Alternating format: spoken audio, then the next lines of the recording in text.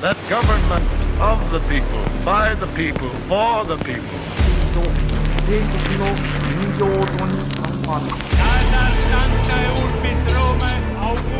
Да здравствует мир между народами. Урд минь Монголын уудам хад, хойно минь Монголын хүчрхэг их мордчлог байваа. За сайн байцгаана уу эрхэм мөндөд үзэгчд болон сонсогчдоо. Тэгэхээр гал морин жилийн анхны дугаар маань эхлэхэд инхүү бэлэн болоод байна. За бид бүхнийг баяр тэмдэглээд завгүй байх хойгуур овоо амжилттай явж байсан Америкийн нэгдсэн улс болон Ираны хоорондын цөмийн хөтөлбөрийн талаарх яриа хэлцээр бол үндсэндээ мухардах байдалд бол орсон гэдэг юм харамсалтай мэдээ бол цацагдлаа.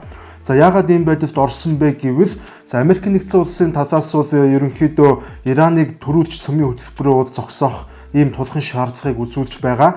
За гэтэл Ираны тал хариуд нь Америкийн нэгдсэн улсыг бол төрүүлж эдийн засгийн 20 гаруй хэмжээнд цуцлах ийм шаардлагыг бол үзүүлсэн. Тэгэхээр хоёр тал үндсэндээ бол одоо нэг нэгэндээ итгэхгүй төрүүлж бол буулт хийхгүй бие бинийгээ төрүүлж одоо шаардлагаа биелүүлэх гэдэг ийм одоо нөхцөл байдал тулгаснаас болж мухардл үүсэж байгаа юм.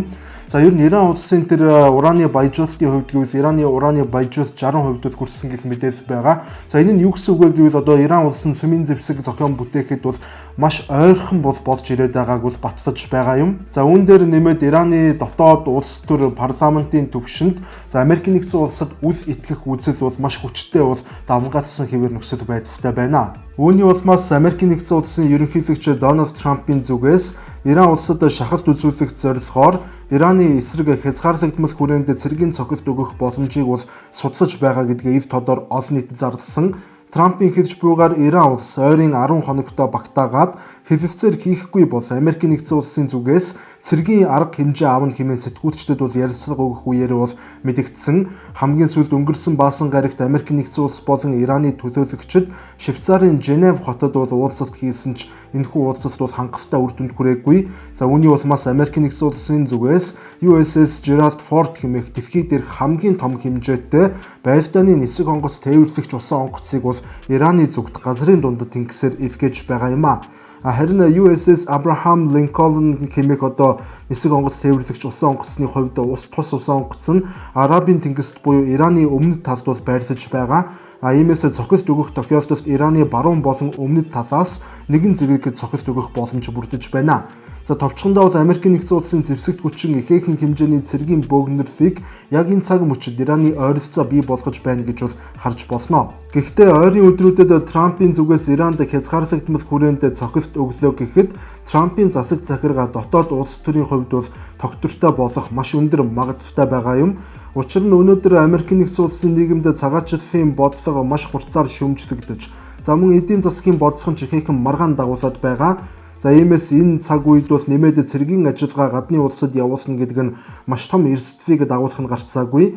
Америкийн нэгдсэн улсын батлан хамгаалах яамны зүгээс Трампд бол хэдэн 7 хоногоос хэдэн сар хүртэл үргэлжлэх байлдааны ажиллагааны төлөвлөгөөнүүдийг бол ээлж дараалал нь танилцуулсаар байгаа гэх мэдээлэл бас байгаа. Иранд хийх цэргийн ажиллагаа нь бол 1-р сард Венесуэлийн ерөнхийлөгч Николас Мадурог баривчилсан ажиллагаанаас эрс өөр бөгөөд дор хаяж хэдэн 7 хоног үргэлжлэх боломжтой хэмээн шинжээчид бол таамаглаж байгаа юм. За мөн Трамп өөрийн сонгуулийн мөрийн хөтөлбөртөө тусгаснаар бол Дональд Трамп Америкийн нэгдсэн улсыг гадны улсад 7 хоногоос дээш үргэлжлэх урт дайнд татан оруулахгүй хэмээн бол амласан байдаг. За гэвч Иранд хийх цэргийн ажиллагаа нь бол уг амлалтыг зөрчгөөсөр аргагүй болгож үр дүнд нь Трампын дэмжигчдийн тодорхой хэсэг буюу инх тайвныг дэмжигч массын дэмжлэгийг бол давтах эрсдэл бол нэмэгдэж байгаа юм а. Тэгвэл Америкийн нэгдсэн улсын зүгээс Ираны зүгт илгээсэн эдгээр хөлөг онгоцнуудын талаар одоо үргэлжлүүлэн ярив. За батлагдсан мэдээгээр бол дэлхийн хамгийн том нисэг онгоц тээвэрлэгч гэдэг USS Gerald Ford хөлөг онгоц нь баасан гарагт Испани болон Мороккогийн завсарт оршдог Гибралтарын хоолойг бол даван газрын дундад тэнгист орж ирсэн гэдэг баталгаатай мэдээлэл байна. За түүнчлэн тус хөлөгийг дагавтан USS Mahan хэмээх сөнөөгч онгоц бас орж ирсэн болох нь нотлогдсон. За харин USS Abraham Lincoln нисэг онгоц тээвэрлэгчийн хувьд бол Оманы эргээс холгүйхан буюу Иранаас 700 км-ийн зайд байрлаж байгаа нь бол тодорхой байгаа. За энэхүү Америкийн нэгдсэн улсын зүгээс тэнгисийн цэргийн хүчиндээ ашигладаг 11 ширхэг нисэг онгоц тээвэрлэгчээс хамгийн хүчирхэг хоёрыг нь Ираны нутагт бол төхүүлээд байна. За энэ бүхнээс харахад сүүлийн өдрүүдэд ойрох дорндод явагдаж буй Америкийн нэгдсэн улсын хүчний төвлөрөл ямар хурдцтай нэмэгдэж байгаа нь тун тодорхой харагдаж байна. За уг хоёр нисэх онгоц тээвэрлэгч нь тусдаа 5600-аас 6000 гаруй багийн гишүүдийг ажилуулдаг гэхээр за ямар аврах том онгоцнууд гэдэг нь ойлгомжтой байгаа байх. USS Gerald Ford-ийн хувьд тус онгоц нь өөр дээрээ нийт 75 хүртэлх тонны нисэх онгоц нисдэг төхөөрөмжийг тээвэрлэн явдаг бол за USS Abraham Lincoln харин 65 хүртэлх нисэх онгоцыг бол тээвэрлэдэг гэдэг бол ийм мэдээлэл байна. Тэгэхээр Америкийн нэгдсэн улсын авч буй дээрх арга хэмжээнүүдийн хариуд Иран улс бас мэдээч хэрэг зүгээр суугаагүй. За Иран улс өөрийн хүч чадлыг дэлхийд даяар харуулах зорилгоор Исламын хувьсгалт хамгаалагчдын корпус буюу IRGC-гийн зүгээс Оман болон Ираны хооронд байрлах газрын тосны гол тээврийн суваг болох Хормузын хоолойд тэнгисийн сургуулалтыг бол хийгээд амжлаа.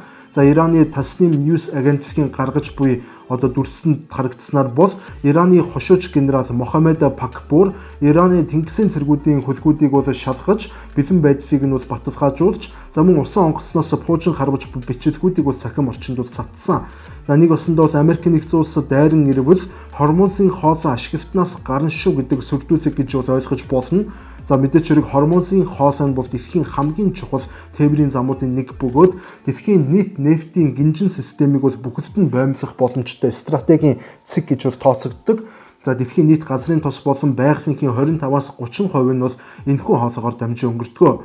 За түүнчлэн бас пүрэв гарагт Ираны төрийн мэдлийн төв телевизээр за Оманы болонд Ираны зэвсэгт хүчин Оросын холбооны улстай хамтарсан төлөвлөгөөт цэргийн сургуулалтыг хийж буй бичлэгийг бас давхар цацсан. Ер нь Трампын зүгээс шахалт үзүүлэх замаар хэвлэлцээр ихэд Ираныг түлхэхээс биш шууд Иран руу давтлах магадлал бол мэдээч хэрэг маш бага. За учир нь бол маш их эрсдэл өндөр гэж бол үзэж байгаа. Иран улс бол Венесуэл улстай харьцуулагдах улс бол огтоосон биш. За Венесуэл улсын хувьд зэвсэг түвшний зэвсэглэл нь маш их хуучирсан. За эдийн засгийн гүн хямралтай байсан. Агаарын хамгаалалтын систем хэтэрхий сул мөн дотоодын урмагчид, шарвагчид бол маш ихтэй байсан гэх мэтээр Венесуэл нь Америкийн нэгдсэн улсын хувьд бол яг үнэндээ амархан зоог буюу Америкийн нэгдсэн улсын нөлөөний бүсэд оршиж байж том отмантайгаа муудалцаад өөр отманд дагаар орчихсон байсныг хүүхэд гэж бол зүйрлэж болно.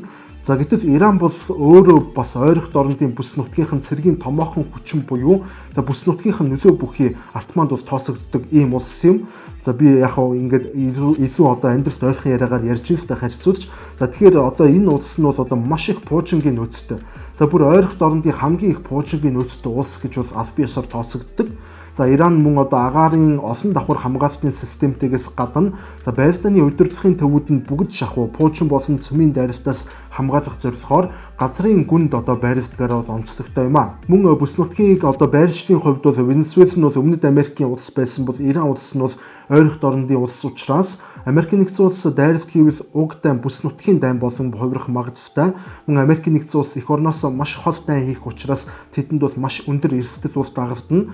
За үүний улмаас түрүү ярьсанчлан дэлхийн газрын тосны гинжин хэлхээ автагдаж за газрын тосны үн нүсэж мөн хамгийн аюултай нь баллистик пуужингууд болон прокси бүлэглэлүүд бэлэн байдалд орсноор хөдөлгөөнд орсноор энэхүү дан улам үргэлжих боломж бүрднэ. За ойрох дорнод дахь Америкийн нэгдсэн улсын цэргийн баазуудыг бол ямартай ч устгахчих хэмжээний бүрэн хүчин чадал бол Иран улсад бол байгаа гэдэг нь бол тодорхой болсон. За Америкийн нэгдсэн улс үнэхээр хязгаарлагдмал хүрээнд цохилт өглөө гэж бодоход бодит байдал дээр Орос, Хятад хоёр Ираныг бол өмгөөлж Америкийн нэгдсэн улстай шууд цэргийн мөргөлтөн үүсгэх бараг л боломжгүй. За ер нь бол ямар ч боломжгүй гэсэн үг. За үнэхээр бүрийн хэмжээний дайн бус хязгаарлагдмал цохилт өгсөн тохиолдолд гэхдээ Оросын холбооны улсын зүгээс тагнуулын мэдээлэл болон олон улсын хэмжээнд бол пропаганда суртал ухуулах хэлбэрээр за мөн зарим тохиолдолд зэвсгийн тусламж үзүүлэх байдлаар бол оролцох боломжтой. Харин бүгд найрамдах Хятад ард улсын хувьд гэвэл мэдээч хэрэг Иран цохилтонд өртөж дэлхийд даяар газрын тосны үн савлах учраас за Иранаас газрын тосыг бол давт сувгаар их хэмжээгээр зах зээлийн үнээс арай хямдар худалдан авах байдлаар Ираны зэвсэг түвшнийг бол санхүүжүүлэх боломжтой харагдаж байна. За гэхдээ Оросын холбооны улсын хувьд ярихад Владимир Путин илүү ашигтай тоглолт хийх боломжтой хувилбарууд бас түүнд харагдаж байна л да.